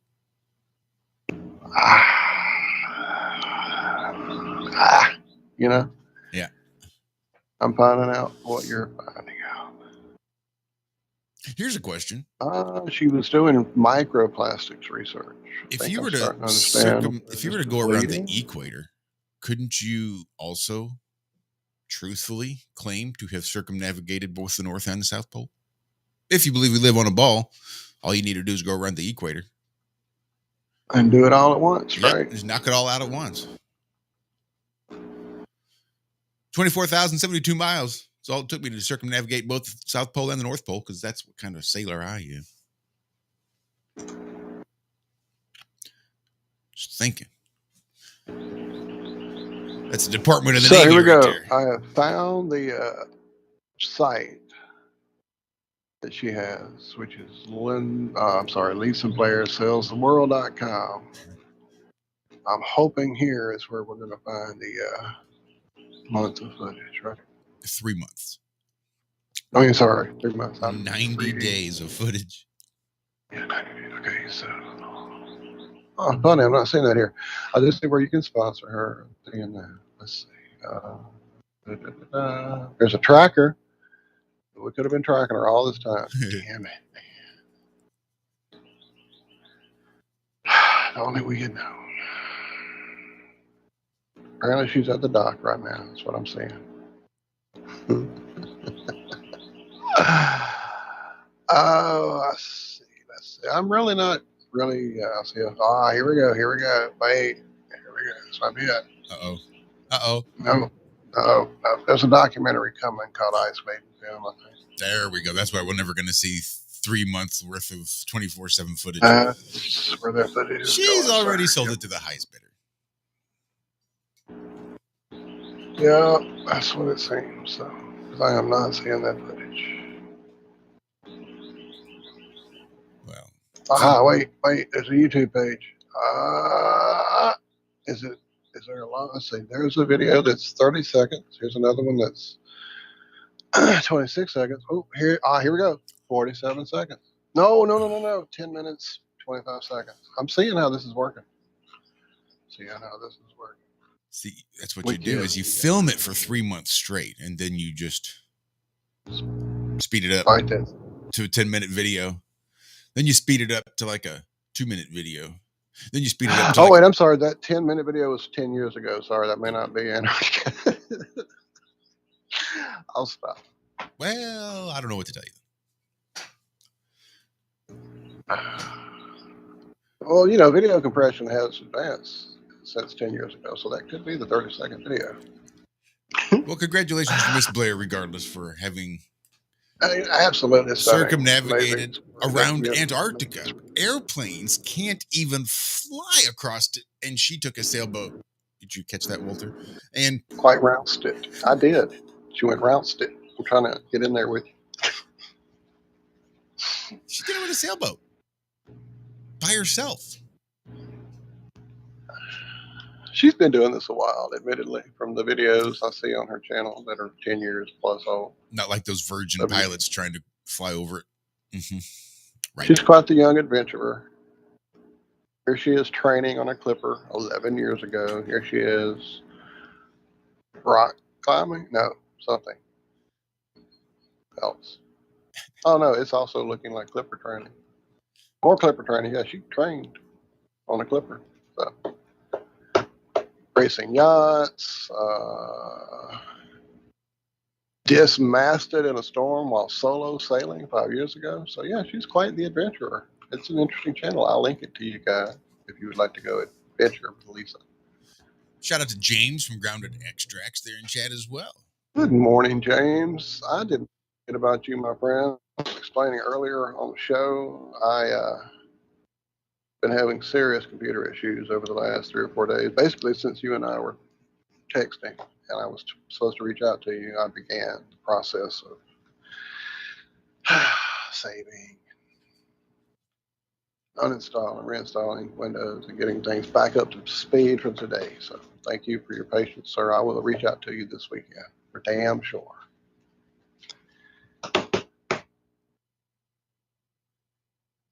But we had a great time, James. Oh, was that just last Friday? God, I guess it was just last Friday. Yeah, go check that out over there on our channel. I could link it to you, but I've been doing a lot of talking and linking, and I get distracted, so I'm going to stop. Wait, it took her 10 years to sell out. No. I didn't mean to confuse you, Brian. Sorry. It's because she was just sitting there blowing on her sail. Yeah, see how that would work. That's pulling up yourself by your bootstraps. Right. And all those type things. Oh, my gosh. So this afternoon, we're hopefully still going to have Cammie hanging out, talking some magnetism as this quadrupolic world. Is that a word? Quadrupolic? Quadrupolic, I think is how you pronounce it. Quadrupolic. Oh, my God, dude. Thank you. Just depends on your emphasis of the syllables. Which syllable at their emphasis be on? That's excellent. Excellent. We have some plans again this weekend. Today, not this weekend. It'll be a weekend for me. My mouth might work by then anyway. Good Lord. And I'm reading chat again. Every time I go to chat and start reading, you guys get me distracted. Pretty sure that was the birthplace of Zod, where he learned to become a master criminal. If you remember Superman.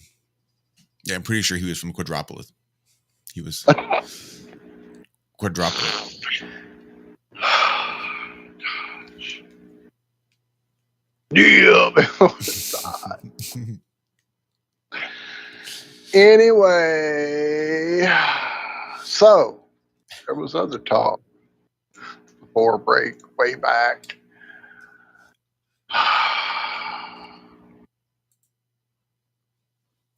I know there was. Where is it? There it is. So what's this story about August? Oh yeah, I forgot all about. We had space lettuce. Let's see if we can't find it. Let's pull up some space lettuce. Where So it looks like. It's over this way. Here we go.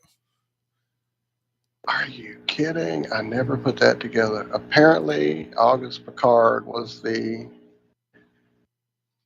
template for Professor Calculus from the Adventures of Tintin. And if you look at them side by side, you'll go, well, of course he was. Oh, Here, I'll show you. That's pretty good. Yeah, that's pretty epic. There's a share. Look at them. I can even make it just them.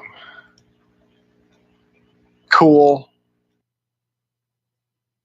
Anyway, let me go back to the story and stop sharing it.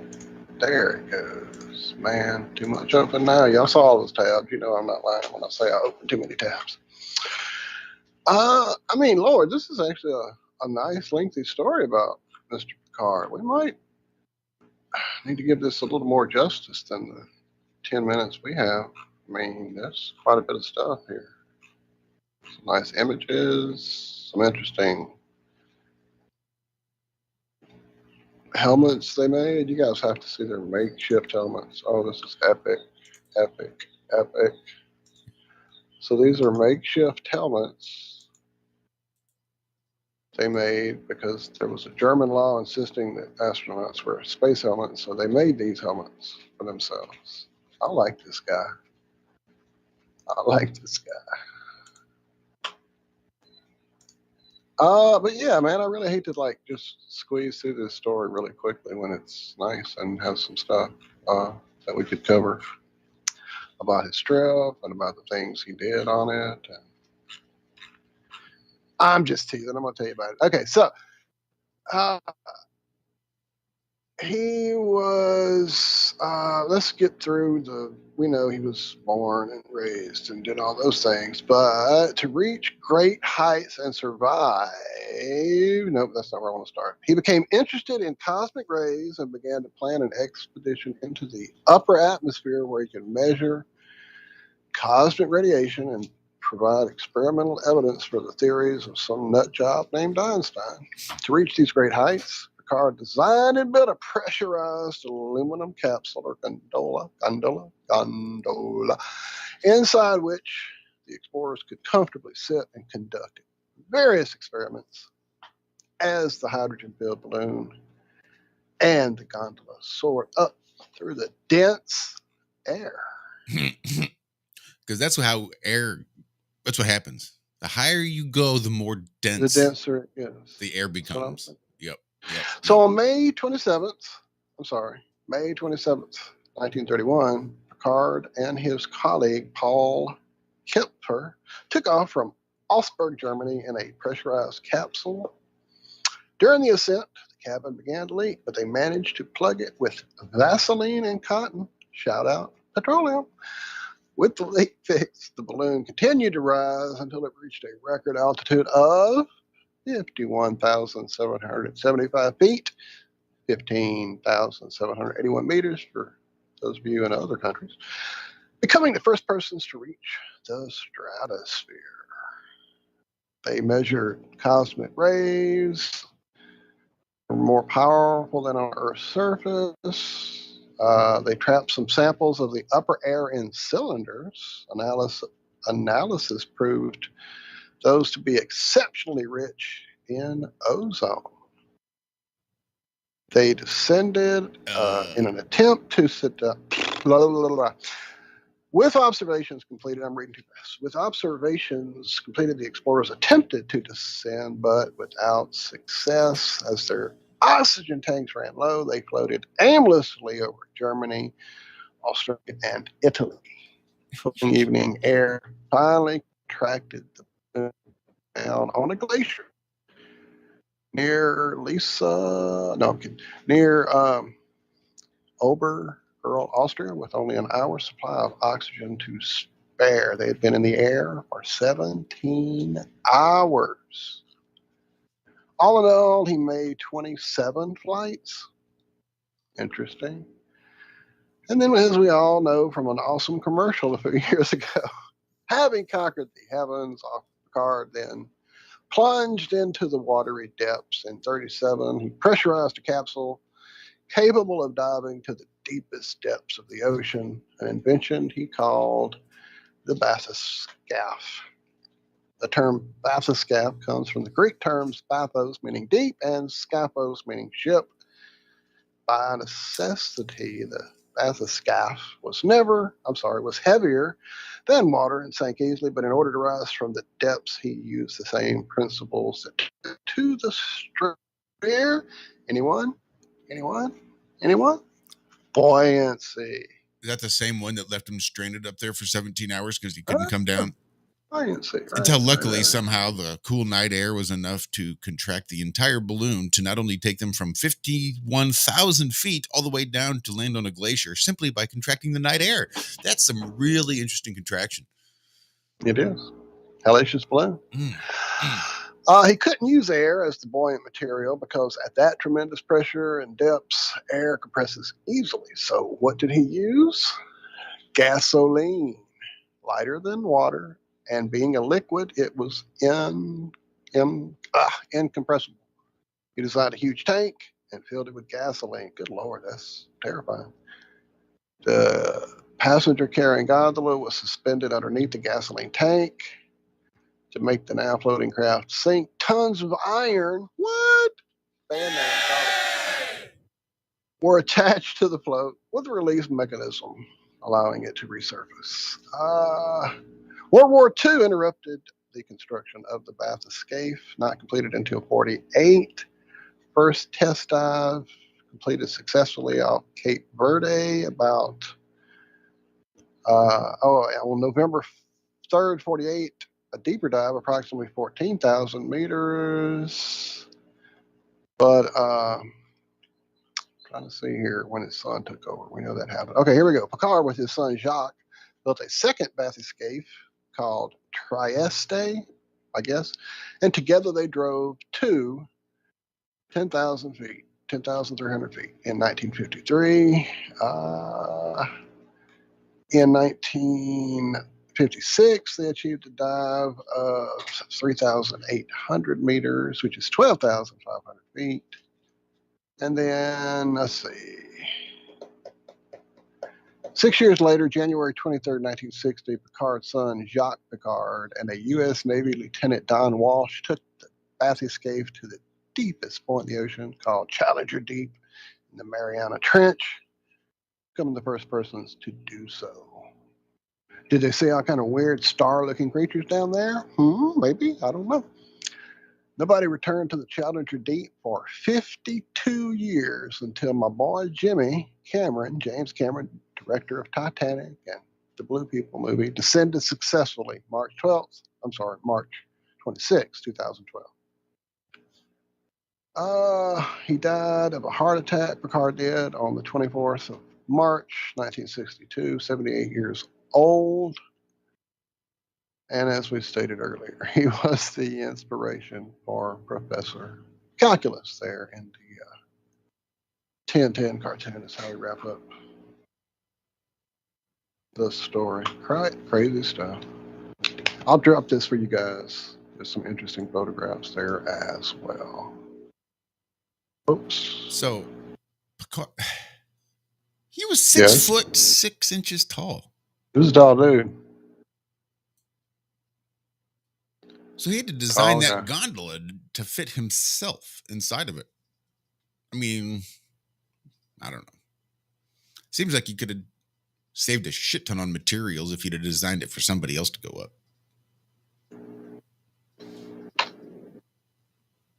Well, that link is hellacious. I cannot share it with you guys. That's crazy. It seems his grandson, Bertrand Picard, made the first nonstop balloon flight around the globe in 1999.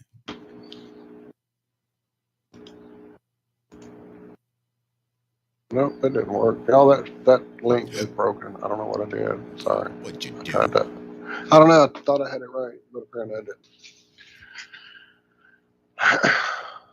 We'll get it to you one day. Where are we? We've got about 3.5 minutes left. See, what else do we have here, just for shits and giggles? 2 stories I think might actually be the same thing, even though they're both from the... I don't know. This is bigthink.com. It says how the multiverse could break the scientific method. In the multiverse is the fascinating hypothesis that ours is not the only universe, and we can never be certain that the multiverse exists. Still, we need to venture off into the unknown if we're to make any progress. At the core of the debate is the authority of the scientific method itself. And I guess we're just questioning physics. And they're getting into quanta. And here's a real good question. Is the multiverse testable? This is wildly inspiring, but is it science? To be scientific, a hypothesis needs to be testable. Can you test the multiverse? The answer, in a strict sense, is no. Here we go. Good enough for me. Not testable, not scientific. Everything else beyond that's pseudoscience. But what I thought was interesting was the other story that happened to pop up here from bigthink.com was, could quantum mechanics be responsible for the Mandela effect? Didn't read the story. What I thought was most interesting was just the flippant use of the term Mandela effect, as if everybody would know what the Mandela effect is. I'm sure they're going to explain it some, but still, I thought it was really interesting that it's almost commonplace now. It's just nomenclature that everybody's expected to know what the Mandela effect is. Really interesting. Well, they had a movie about it. Come on, man. Right. It's all in the lexicon now. It really kind of gets into some really good ones, though. This is perhaps the simplest explanation for all of these Mandela effects is simply that the human memory is unreliable. As much as we trust our brains to remember what happened in our own lives, our own minds are at fault. But there is another possibility based on quantum physics that's worth considering. Could these truly have been outcomes that occurred for us, but in a parallel universe? Here's what the science has to say. Oh, is it testable? One of the biggest differences between the classical world and the quantum world is the notion of determinism. In the classical world, which has also defined all of physics, including mechanics, gravitation, electromagnetism, prior to the late 19th century, the equations that govern the laws of nature are all completely deterministic. If you give details about all of the particles in the universe at any given moment in time, including their mass, charge, position, and momentum at the particular moment, then the equations that govern physics can tell you both where they were and where they will be at any moment in the past or future, which is, of course, completely horseshit. But in the quantum universe, this simply isn't the case. No matter how accurately you measure certain properties of the universe, I will blah, blah, blah, blah, blah. No, sir. Love you guys. See us this afternoon. Yeah. Join us for a more interesting conversation about magnetics. From Mrs. Kemi Nodell, Aisling 717, she will bless us with another presentation.